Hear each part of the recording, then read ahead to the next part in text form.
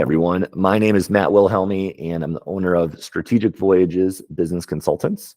I'm also the author of Taboo Business Questions, What's Haunting Every Entrepreneur's Growth. And today I'm joined again by Abha DasGupta. She has an MBA from American University in specializing in management information systems and marketing. 27-year business consulting, business strategy expert. She's an organizational strategist for SaaS companies. And we were actually just talking about a case study with a founder-led SaaS EdTech company that had this really fantastic product, but was having some concerns with sales. And we were kind of talking about some of the issues they have. And, you know, coming out of those issues, Abha, I think a lot of times our minds kind of go to maybe like a story or an experience that we've had that kind of relates to like, what happens if they don't take our advice, right? You know, I've worked with a lot of clients. They don't always do what I ask them to do or recommend. And so I've kind of seen some things go the other direction. And so one of the stories you were kind of talking about, I think really, really aligns because you mentioned this whole like perfection versus progress idea. And I'd love to hear kind of a little bit more about that story. Yeah, absolutely. So as a founder, and what we even spoke on the first episode is founders really, it's their baby. They want it to be perfect to the point of perhaps they're creating a product that in this specific case study, creating a product that they wanted to then build and embellish off of and create multiple products. And they were getting to that point of perfection really getting in the way of progress. They wanted to perfect their product offerings to a point where, again, they didn't have that commercialization lens in focus. And part of the issue with that is you want those lessons learned in the market. You want to be able to get out that one or two products that you're really good at, that you have found that you are meeting the market needs, you're meeting the customer needs, you're meeting the demands, it's working well, and you want to learn from that. You want to learn from what's working well, what's not working well, and then what are the different ways in which perhaps from a marketing perspective or a sales perspective or how you're positioning it in the market, what's working, what's not working, right? Doing some of that A/B testing. If you're letting that idea of perfection get in the way, then you're likely to miss the boat in the market. You're likely to be very behind from your competitors because you've taken that extra year, let's say, to develop that product. And then in many cases, kind of one of the second items that I was speaking to of focus, right? You start to lose clarity and focus in the market. And so even the market starts to not understand, well, who are you? Are you a player in data analytics? Are you actually a software solution? Are you a data marketplace? Which one are you? And so I think that idea of being able to focus, double down on what you're very, very good at, be able to do some runs in the market. And I don't mean that it has to be a year long, right? It could be that you're doing trials of a month at a time to really understand where you are able to really resonate in the market, where you're seeing that uptick. And I think with that then will come the sales. I think when you're spread too thin as a company, as an owner, as a founder, the market can feel it. Your customers can feel it. And you lack then that clarity, that focus that they need. So that idea of get it to 80%, get it to 80%, get it kind of good enough. That's why we always talk about that MVP, right? Get it good enough and then do some test runs in the market and see what's the best way actually to then grow those sales based on that focus. Yeah, I would imagine that a lot of the founders you talk to are very familiar with the term MVP. You know, I think about MVP and I think about really good basketball players, but in this context, MVP being that minimum viable product, you know, it's like, how little do I have to create to get like feedback, buy-in from the market, maybe some monetization? That's really, really key, especially when you're talking about a SaaS company. Yeah. When is it ever going to be perfect? You know, I think about perfection as almost the enemy of progress. If you're so focused on it being perfect, you're probably going to miss a lot of progress and you're going to drive yourself crazy. So I'm really happy to hear that that was your cautionary tale, you know, wanting and kind of pushing people to be okay for now with something that maybe isn't quite how they want the finished product to be, but we got to get it out there. We got to get feedback. We got to get buy-in. if you take that extra year, to your point, and you get it to a perfect state, but then that extra year costs you a lot more money and the market doesn't accept it. Well, I would have wanted to know that a year ago. And so, that's a really key kind of, how do we get to that benchmark? How do we get to that milestone in business to really uncover that? That's great. I did want to share a really quick story because, in the last episode, you mentioned client personas a lot. And I think that's a really key kind of marketing term that some people miss on. And it reminds me of a story of a radio station that I went and consulted with.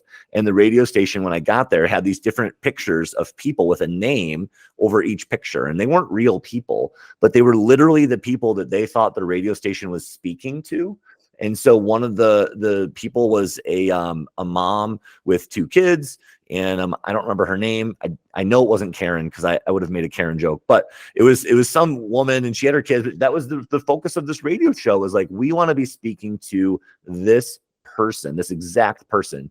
And so in a business world, the reason I tell that story is because in a business world, if you can dial in your marketing to know exactly who your target market is, to know maybe what they education background they have, what they do in their leisure time, maybe it's what they're worried about, what their financial situation is, whatever kind of context you can bring into that story goes a long way to being able to relate that messaging. In my book, Taboo Business Questions, What's Haunting Every Entrepreneur's Growth, I do have a whole chapter on marketing. That does not make me a marketing expert, but it does give me a little bit of insight into, maybe what other companies are dealing with. And one of the things I wrote about was an ideal circumstance paradise. Now, what do I mean by that? An ideal circumstance paradise is the perfect situation where your ideal client persona will always buy your product or service. This is where you want to be spending your money. When you talk about pay-per-click or you talk about lead gen, you could be spending a lot of time spinning your wheels, not sending the message to the right area. It could be the right message. It could be the exact right message, but you're not hitting the right people. And so you give up. You're not doing it right. And so I would assume, in your world, and this is, maybe you can correct me if I'm assuming incorrectly, but I would assume in your world, you would identify, what that ideal persona is. Where is that really flush market, the market potential? You talked about Tam and Sam. Where are they? So that we can target those people. And if you're not, guess what? You're wasting so much resources, so much time, energy, creative power. Your team's probably going to get frustrated if they're like, well, the marketing looks right, but the deliverable's it's not selling through. The market's not really grabbing onto it. And that can be really frustrating for the whole team. So I would just caution people, if your marketing isn't working, you'd probably want to do some analysis on not just the messaging, but if it's getting to the right people. That's got to be, really key when you're talking to these founders. Yeah, Matt, I think that's exactly right. And I had that scenario recently where we thought we were going after, right? We had done some due diligence and we said, okay, it looks like specifically this is the persona that we need to go after. They're the ones that run, for example, the events day to day. They're the ones that are going to need this software. And after we uncovered, we had done some test runs. We did some SEO, SEM. We did some social media advertising, all towards that specific persona. And after we started to uncover, we started to realize, well, wait a minute, they're actually not the ultimate buyer. They have input, right? They should be definitely, as part of this journey, they should be looking at certainly the software, right? And they are consulted throughout this process, but they're not the ultimate person that's going to write the check. And ultimately, it's that CFO of that organization that has to sign off. And so we changed that messaging. We changed where we were actually trying to, for example, a lot of our marketing activities that were really geared towards social media and being able to show up in the feeds of these event coordinators. We switched it to say, okay, we need to be now in advertising and advertorials that are really CFO focused, so that they can start to understand who we are as a product. Ultimately, we still need to consult with those event coordinators. and have them know who we are so they can evangelize internally on who the product is. But we need the CFO to not say, the first time ever hearing about this is my event coordinator bringing it to my to my table or to my desk. It should be the other way around. The CFO already knew about it and might be even telling their event coordinators, hey, you should be using this software.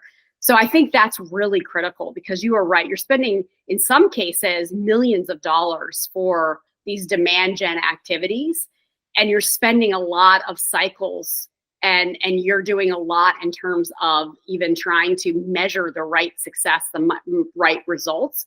And you might be doing it all for the wrong set of customers, right? And so, of course, it's not resonating with them because they don't actually understand what value it's bringing to them, or B, they don't have the ability to actually make a decision on this, right? So I think it's what you said is really, really important. And that's why that market research up front of really understanding your customers, understanding where this product resonates, and being able to do those test runs so that perfectionism doesn't get in. You do some test runs, you do 2-week, A/B testing, and really get some feedback to understand where's the right way in which we should be positioning this, where should it be positioned, and who should it be positioned to.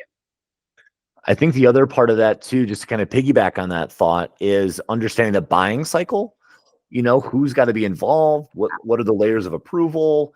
Is there a budget meeting that you have to present to? I mean, I would imagine with this kind of software in higher ed, it's not even just one person making the decision. There's probably multiple decision makers, each with their own list of concerns and inter-office politics and skepticism and all the other things. And maybe you're the third company that's presenting something similar. What's going to stand you apart? I mean, there's all these different kind of buying cycle issues that you'd probably need to know. And you've been through these, right? So you've seen a number of them. It's probably more obvious for you to think about those things and to understand that roadmap, and to just be able to quickly say, okay, we know we're selling into higher ed. I already know the 7 steps that it's going to take, or whatever it might be, because you've been there and you've done that in your time, working in EdTech. So it sounds like a really great ally that a lot of founders would be lucky to have, having your background in that.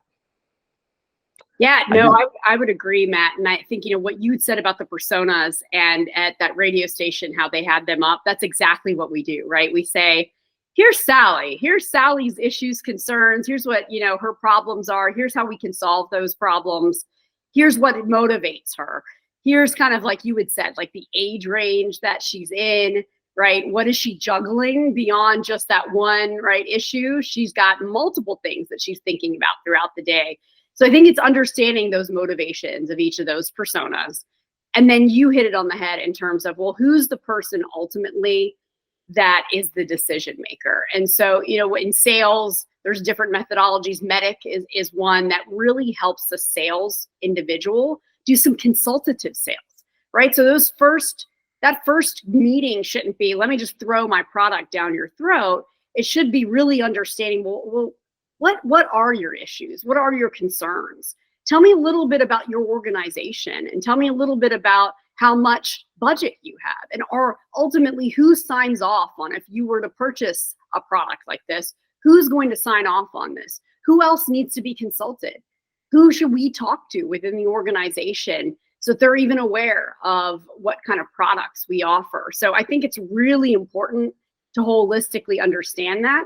And then I think once you start to do that over time, you really have a really good sense of, we need to talk to that school administrator, or we need to talk to, the admissions office, and within admissions, here's who specifically who we need to speak with. You start to understand who it is, and you can almost anticipate their problems. Say, we've talked to a lot of folks in admissions, and here are the top 3 things that they're saying are concerns. Do you have those same concerns, or do you have different concerns, right? So I think it's really kind of almost having, what we created was a bit of a slide deck that had per persona, right? It had the little picture of a fake person, right, with the name. And here's the issues that keep them up at night. Here's how they solve their problems. And here's how we can come in and help them. And so I think that's really helpful for everyone in the company not just sales, not just marketing, not just product, but everyone to really understand who are those personas we're going after. And ultimately, there's a table that I create for most of my customers that's like simple, easy, where here are the problems and here's like the dotted line of how the product is solving it, right? And I think if you can get that without saying so many words and being kind of superfluous about, oh, we do all these great things, as opposed to, oh, you have this problem? Okay, great. Here's how we solve it. I think that goes a long way in helping your customers. I'm really happy you said that, because that was the next thing I was going to say. You don't want to sell your software just to sell your software. I would think that, and hopefully you can correct me if I'm wrong here, but sales does solve a lot of problems, but there's nothing worse than selling to the wrong person and then having it just be clunky from the get-go and having complaints because it doesn't do what you knew it wasn't going to do, the certain thing, but maybe they thought it would because of a different presentation and they were confused and you didn't clarify enough. I'm not saying you, but just in the sales cycle in general, that could be a problem. And then you're stuck trying to service this client that like is not happy and it's clunky. You'd want to have great clients that are going to understand your product or service and then leverage it and use it. Because there's a lot of implementation time that goes into these software packages. It's probably a big pain in the butt to kind of undo it and unwind it. And then you're back to square one trying to find more clients. I mean, all of those things go the wrong way if you're not that diligent on the front end in what you just said, identifying the problem. Our software solves it. Do these set of problems that we know from doing our market research, we're the experts. Okay, yes, this makes sense. Yep. Okay, it aligns. Okay, great. Our software does that. I'm really, really happy to hear that that's your approach. That makes me feel really good. Okay, Abha, I do want to kind of transition back to the case study, because in our first episode, we kind of started touching on this founder-led SaaS EdTech business. They had a really great foundational product. I think you mentioned they had about $50 million in sales. They wanted to get to $75 million in a couple of years, and they just didn't know really quite why they weren't getting there. And so you, through your process, were able to kind of understand a little bit more about the sales cycle, the customer journey. You talked about interviewing and working with that sales team to really kind of understand it. I know that because you've been in the business for a long time, you don't just guess. You're really good at this. I'm sure you've got a process. And in this next episode, our audience is going to get a chance to hear from you, 27-year veteran in the organizational strategy world, specifically working with SaaS companies. What is the recipe for success? How does Abha do it? Why do founders come to Abha and look for her advice? I hope everybody stays tuned for our next episode.